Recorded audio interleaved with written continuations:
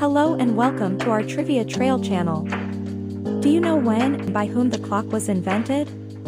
This video is about the history of creation of watches. The first mechanical clocks appeared in Europe in the 14th century.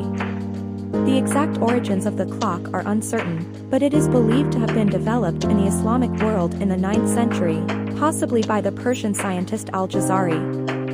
However, the first mechanical clock to have been built in Europe was constructed by the English monk Richard of Wallingford in the late 13th century.